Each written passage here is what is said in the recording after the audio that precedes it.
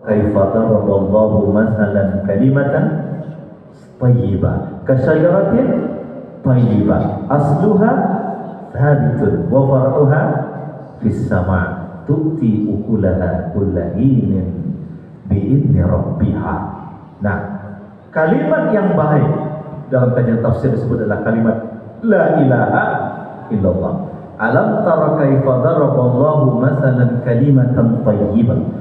Tidakkah engkau melihat bagaimana Allah mengumpamakan kalimat yang baik?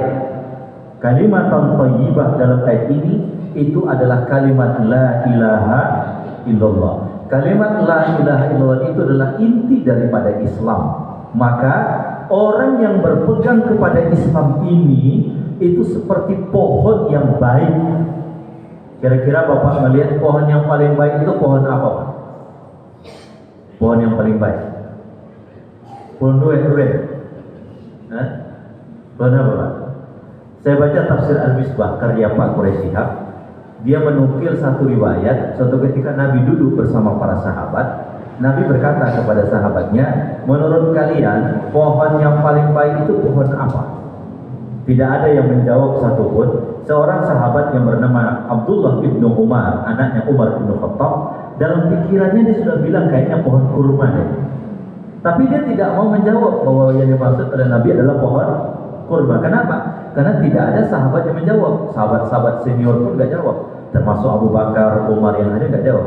Abdullah ibnu Umar, anaknya Umar ibnu Khattab, sudah terbayang di pikirannya yang dimaksud adalah siapa? Pohon kurma.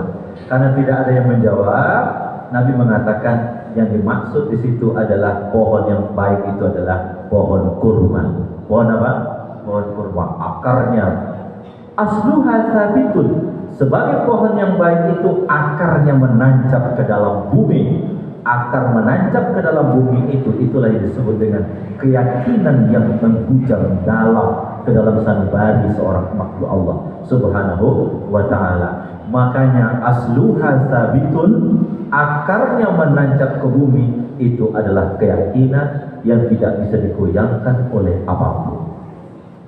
Sampai di sini bisa dipahami? Jadi ilmu melahirkan apa? Ilmu melahirkan apa? Keyakinan. Di dalam aspek-aspek metafisika, maka kita ingin membutuhkan ilmu yakin yang langsung meloncat kepada apa?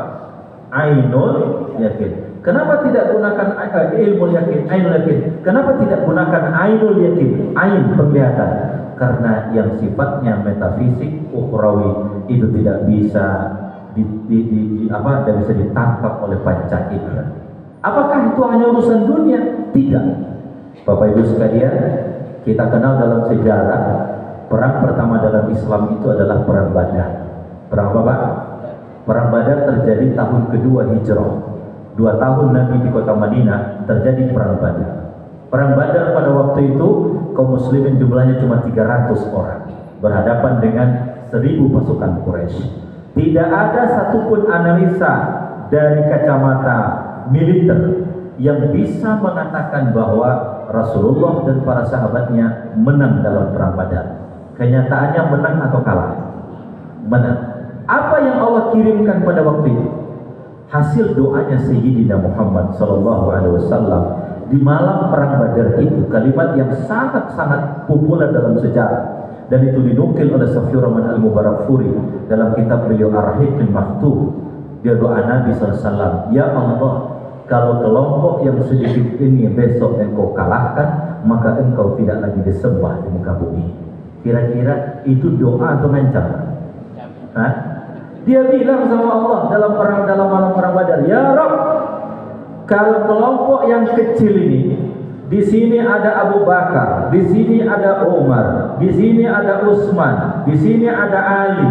Kalau kelompok yang sedikit ini ya Allah engkau kalahkan besok dalam perang, maka engkau tidak akan lagi disembah di muka bumi. Itu doa atau ngancam? Doa dalam tanda kutip ngancam, ya. Pak, kalau Bapak tidak kasih, saya musnahkan rumah Bapak. Permintaan tapi ngancam. Nabi minta sama Allah tapi dalam konteks ancam. Ya Allah, kalau besok engkau tidak menangkan kelompok yang 300 ini, maka engkau tidak akan lagi disembah di muka bumi. Apa yang terjadi? Besok perang Badar, itu Allah turunkan puluhan ribu malaikat berjubah putih. Pertanyaan saya, dilihatkah oleh orang mukmin? Tidak. Yang lihat siapa? Lawan yang lihat. Begitu dilihat dalam perang Badar oleh lawan-lawan kafir Quraisy, waktu itu pasukan Quraisy dipimpin oleh panglima perang dalam Islam sebelum dia masuk Islam, namanya adalah Khalid bin Walid. Pada waktu itu dia lihat begitu banyak pasukan berjubah putih yang ikut campur dalam perang itu. Tidak dilihat oleh orang mukmin, tapi dilihat oleh siapa? Orang kafir, gemetar mereka. Bahkan dijelaskan oleh Al-Quran dalam surah Al-Anfal, wa ma ramaita iz ramaita walakinallaha rama. Tatkala engkau memanah, bukan engkau yang memanah, tapi Allah yang memanah. Bagaimana memahami itu? Tatkala engkau memanah, bukan engkau yang memanah. Yang mana siapa? Allah. Jadi tatkala orang mukmin itu melancarkan panahnya, pada hakikatnya yang memanah itu bukan mereka, tapi siapa, Pak? Allah. Makanya pantas dalam perang Badar itu belum sampai pedang di lehernya orang kafir, itu leher sudah hilang duluan. Ternyata yang memanah bukan orang Islam, yang mana siapa?